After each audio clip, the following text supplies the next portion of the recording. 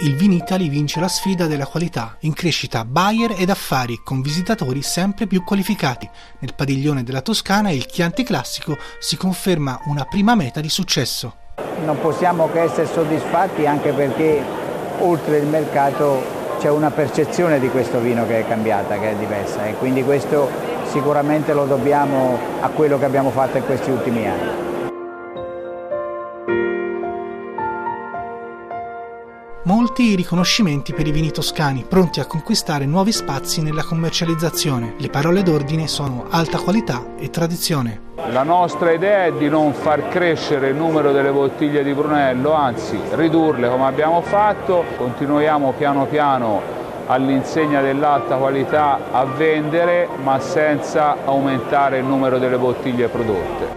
50 anni per il Vinitaly, ma anche per la DOC Vino Nobile di Montepulciano. È nato probabilmente in epoca etrusca, ha avuto il suo massimo riconoscimento poi nella seconda parte del 1600, quando veniva decantato come Montepulciano d'ogni vino il re. Oggi se ne producono appunto circa 10 milioni di bottiglie che vengono esportate un po' in tutto il mondo, principalmente i mercati sono quello nordamericano e nord europeo. Il consorzio del Vino Chianti dedica uno stand ad un classico della tradizione toscana, il Vinsanto. Pochi conoscono come si arriva a produrlo e metterlo in evidenza voleva dire rappresentare qualcuna di quelle che sono le tradizioni enologiche importanti toscane. Sembra che fosse utilizzato come medicina addirittura nel Medioevo, quando c'era la peste a Siena, e veniva dato ai malati in fin di vita, e in qualche caso, ovviamente non era merito del Vinsanto, cioè addirittura guarivano. Tanti giovani sempre più attratti dalle eccellenze toscane, tra i visitatori ma anche tra i produttori. C'è un bel confronto fra i nostri giovani che sono entrati nelle aziende e questi nuovi acquirenti, perché anche nel consorzio, nella denominazione, si nota un grande ricambio a livello di nuove forze generazionali che hanno strumenti, visione completamente diversa ma assolutamente attuale con i tempi. Non arrivano qui senza aver studiato qualcosa, sempre più esperti e tanto curiosi, e io sono tanto contenta, ecco, di vedere tutti questi giovani appassionati e nel modo giusto. Non c'è solamente i soft drink e la birra, i giovani iniziano a vedere il vino come una realtà molto poliedrica, e quindi c'è anche lo spazio per cose diverse, e invece di annoiarli li diverte.